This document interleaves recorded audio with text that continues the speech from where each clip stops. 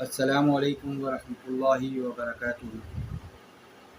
آج ہم بات کریں گے حضور صلی اللہ علیہ وسلم کی بشریت کاملہ پر۔ حضور اکرم سید کونین سرور دو عالم صلی اللہ علیہ وسلم کی ذات ببرکت یہ عالی صفات، تمام اخلاق و خصائل، صفات و جمال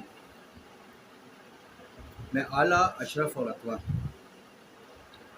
ان تمام کمالات و محاسن کا احاطہ کرنا اور بیان کرنا انسانی قدرت سے تو باہر۔ آپ صلی اللہ علیہ وسلم کا مرتبہ، آپ صلی اللہ علیہ وسلم کی شان، یہ کم از کم ایک انسان کے بس کی بات نہیں کہ وہ اس کو بیان کرنے بیٹھ جائے۔ الفاظ ختم ہو جاتے ہیں، لیکن آپ صلی اللہ علیہ وسلم کی شان میں ہم نہیں بول پاتے، زیادہ نہیں بول پاتے۔ جتنا ہمارے پاس الفاظ ہیں ہم اتنی ہی بات کرتے ہیں، اتنا ہی کہتے ہیں۔ تو وہ تمام کمالات جن کا عالم امکان میں تصور ممکن ہے، سب کے سب نبی کریم صلی اللہ علیہ وسلم کے پاس ہیں۔ تمام انبیاء مرسلین آپ کے آفتاب، کمال کے چاند اور انوار جمال کے نظر۔ فللہ الحمد لرب العالمین، اللہ تعالیٰ کے لیے تمام خوبیاں ہیں۔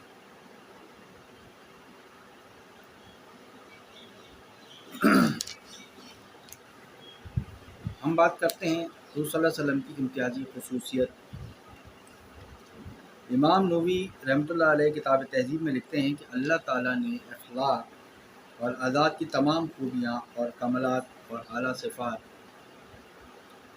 حضور اقدس صلی اللہ علیہ وآلہ وسلم کی ذات گرامی میں جمع فرمائی۔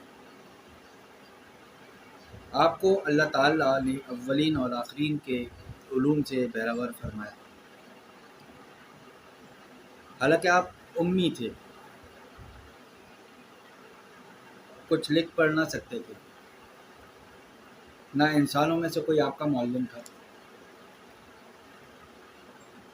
اس کے باوجود آپ کو ایسے علوم عطا کیے، ایسے علوم عطا فرمائے گئے جو اللہ تعالیٰ نے تمام کائنات میں کسی اور کو نہیں دی۔ آپ کو کائنات ارضی زمین کے خزانوں کی کنجیاں پیش کی گئیں، مگر آپ نے دنیاوی مال و متاع کے بدلے ہمیشہ آخرت کو ترجیح دی۔ حضرت انس رضی اللہ تعالیٰ عنہ فرماتے ہیں کہ نبی کریم صلی اللہ علیہ وسلم علم و حکمت کے سب سے زیادہ جاننے والے تھے، سب سے زیادہ محترم، سب سے زیادہ منصف، سب سے زیادہ حلیم و بردبار، سب سے زیادہ پاک دامن، عفیف، اور لوگوں کو سب سے زیادہ نفع پہنچانے پر اور لوگوں کی ایذا رسانی پر سب سے زیادہ صبر و تحمل کرنے پر۔ بخاری و مسلم میں سیدنا انس رضی اللہ تعالیٰ عنہ سے روایت ہے کہ نبی کریم صلی اللہ علیہ وسلم تمام لوگوں میں سب سے زیادہ حسین، بہادر اور فیاض تھے۔ اس کی وجہ یہ ہے کہ آپ صلی اللہ علیہ وسلم تمام انسانوں میں سب سے زیادہ اشرف تھے، اور آپ صلی اللہ علیہ وسلم کے مزاج میں سب سے زیادہ اعتدال تھا، اور جس میں یہ اوصاف ہوں تو اس کا ہر فعل بہترین افعال کا نمونہ ہوتا ہے۔ وہ تمام لوگوں میں حسین ترین صورت والا ہوگا، اس کا خلق اعلیٰ ترین اخلاق کا نمونہ ہوگا۔ حضور اکرم صلی اللہ علیہ وسلم جملہ جسمانی اور روحانی کمالات کے جامع اور خوبصورتی اور نیک سیرتی پر غالب تھے، اور سب سے زیادہ کریم، سب سے زیادہ بڑھ کر سخی، سب سے زیادہ بڑھ کر جود و سخا والے تھے، صلی اللہ علیہ وسلم تسلیما کثیرا کثیرا۔ ایک حدیث میں حضرت ابو ہریرہ رضی اللہ تعالیٰ عنہ فرماتے ہیں کہ میں نے حضور صلی اللہ علیہ وسلم سے زیادہ کسی کو خوبصورت نہیں دیکھا، گویا آپ صلی اللہ علیہ وسلم کے رخسار مبارک میں سورج تیر رہا ہے۔ مطلب اتنی روشنی ہوتی تھی، اتنی چمک ہوتی تھی، اتنا نور ہوتا تھا کہ ایسا لگتا تھا کہ آپ صلی اللہ علیہ وسلم کے چہرے پر سورج جیسی نورانیت ہے، سورج جیسی چمک ہے، سورج جیسا روشن چہرہ ہے ماشاءاللہ۔ جب آپ مسکراتے تھے تو دیواروں پر اس کی چمک پڑتی تھی۔ سبحان اللہ، اللہ اکبر۔ ہند بن ابی حالہ رضی اللہ تعالیٰ عنہ سے روایت ہے کہ دیکھنے والوں کی نظر میں رسول اللہ صلی اللہ علیہ وسلم کا چہرہ انور عظیم، بزرگ اور دبدبے والا تھا۔ آپ کا چہرہ ایسا چمکتا تھا جیسے چودھویں کا چاند چمکتا ہو۔ اور حضور اقدس نبی کریم صلی اللہ علیہ وسلم کا طبیب و مطیب ہونا، اس کے حوالے سے حضرت انس رضی اللہ تعالیٰ عنہ سے نے ارشاد فرمایا کہ میں کوئی عنبر اور کوئی مشک اور کوئی خوشبودار چیز رسول اللہ صلی اللہ علیہ وسلم کی مہک سے زیادہ خوشبودار ہرگز نہیں دیکھی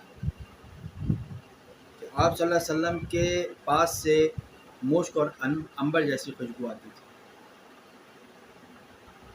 اور اس سے زیادہ کوئی اور خوشبو جو ہے انہوں نے نہیں محسوس کی، نہ انہوں نے دیکھی کہ اس سے زیادہ کوئی مہک اور اس سے زیادہ کوئی پیاری خوشبو جو ہے۔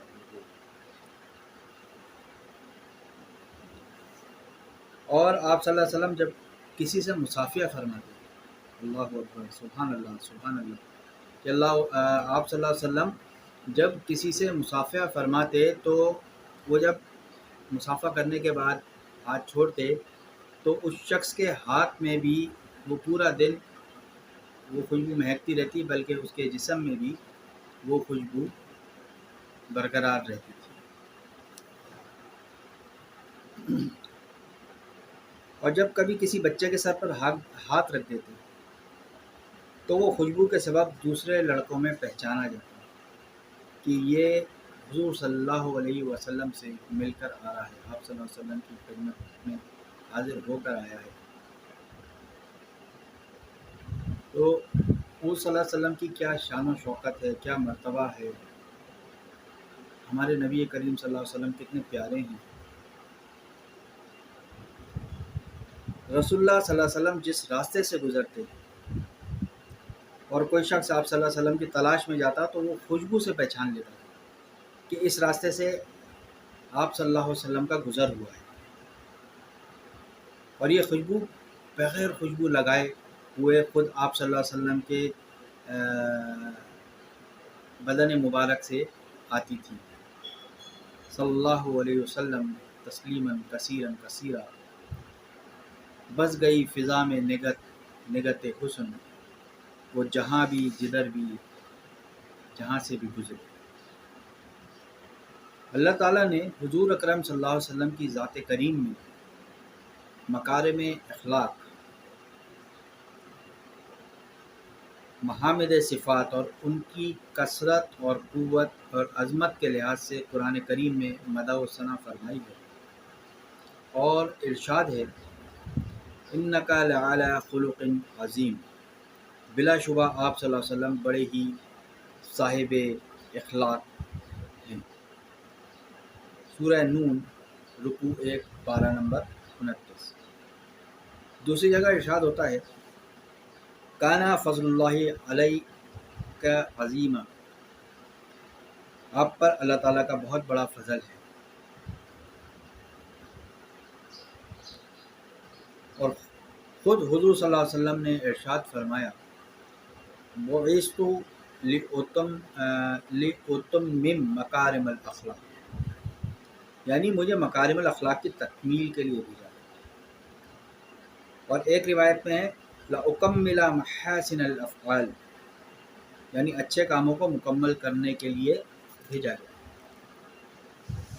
اس سے معلوم ہوتا ہے کہ آپ کی ذات مقدس میں تمام محاسن اور مکارم اخلاق جمع تھے، اور کیوں نہ ہوں جبکہ آپ کا معلم خود اللہ تبارک و تعالیٰ ہے، اور وہ سب کچھ جاننے والا ہے۔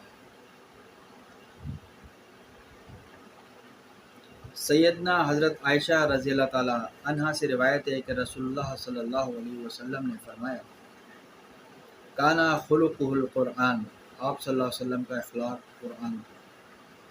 اس کے ظاہری معنی یہ ہیں کہ جو کچھ قرآن کریم میں اخلاق و صفات بیان کیے گئے ہیں آپ سب پر متصف تھے، آپ سب پر آپ میں وہ تمام صفات تھیں، آپ ان تمام باتوں پر عمل کرتے تھے۔ تو حضور صلی اللہ علیہ وسلم کی پوری زندگی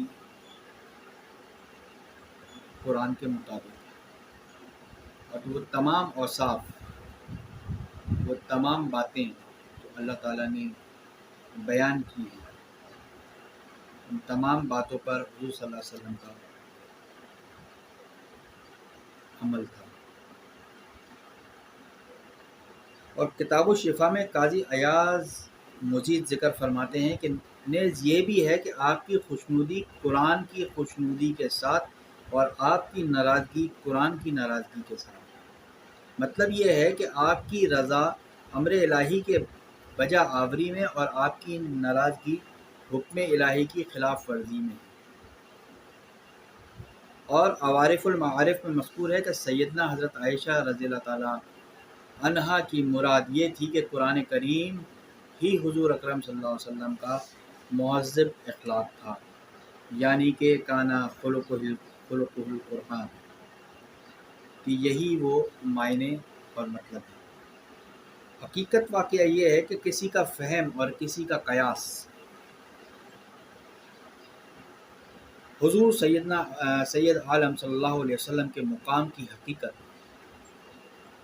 اور آپ کے حال کی کنا عظیم تک نہیں پہنچ سکتا، اور بجز اللہ تعالیٰ کے کوئی نہیں پہچان سکتا کہ جس طرح اللہ تعالیٰ کو حضور اکرم صلی اللہ علیہ وسلم کی مانند کما حقہ کوئی نہیں پہچان سکتا۔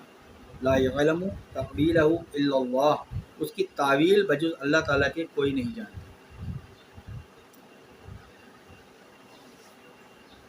اور اب میں آتا ہوں صلی اللہ علیہ وسلم کے علم و عفو پہ، کہ حضور اکرم صلی اللہ علیہ وسلم کی صبر و بردباری اور درگزرنے کی صفات نبوت کی عظیم ترین صفتوں میں سے۔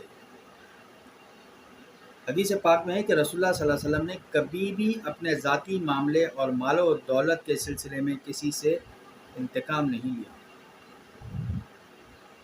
مگر اس شخص نے جس نے اللہ تعالیٰ کی حلال کردہ چیز کو حرام قرار دیا،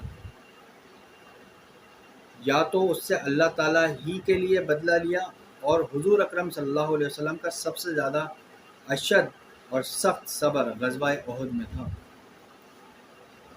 کہ کفار نے آپ صلی اللہ علیہ وسلم کے ساتھ جنگ اور مقابلہ کیا اور آپ صلی اللہ علیہ وسلم کو شدید ترین رنج و الم پہنچایا، مگر آپ صلی اللہ علیہ وسلم ان پر نہ صرف صبر و عفو ہی پر اکتفا فرمایا بلکہ ان پر شفقت و رحمت فرماتے ہوئے ان کو ظلم و جہل میں معذور گردانا، اور فرمایا اللہم دی قومی فإنہم لا یعلمون، یعنی اے اللہ میری قوم کو راہ راست پر لا چونکہ وہ جانتے نہیں۔ اور ایک روایت میں ہے کہ اللہم اغفر لہم، اے اللہ انہیں معاف فرما دے۔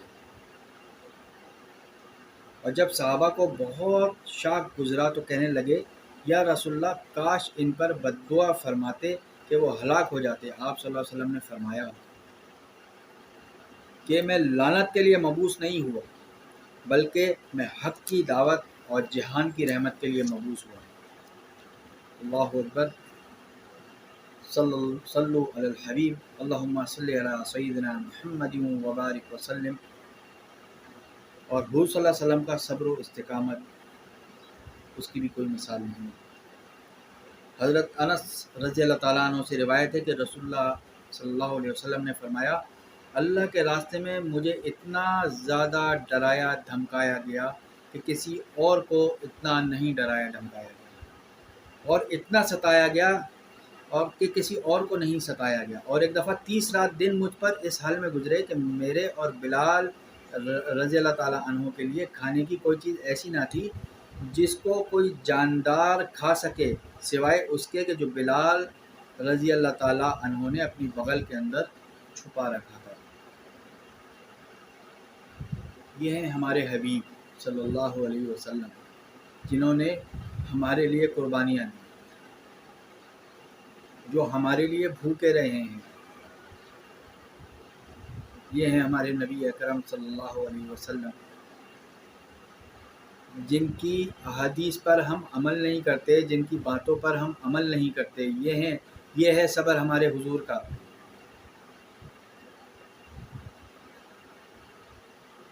اللہ تعالیٰ ہم سب کو حضور پاک صلی اللہ علیہ وسلم سے محبت کرنے کی توفیق عطا فرمائے اور ہمیں ہدایت عطا فرمائے، اور اس پر ثابت قدم رکھے کہ ہم اپنی زندگی حضور اکرم صلی اللہ علیہ وسلم کی طریقے سے گزار سکیں۔ وہ آپ صلی اللہ علیہ وسلم کس کے لیے بھوکے رہے؟ ہم لوگوں کے لیے۔ کس کے لیے تکلیفیں برداشت کریں؟ ہم سب کے لیے، اپنی امت کے لیے۔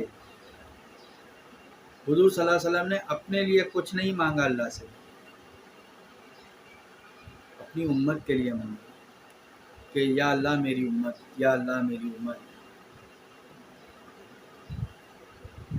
ہم آپ صلی اللہ علیہ وسلم کی بات پر عمل نہیں کرتے۔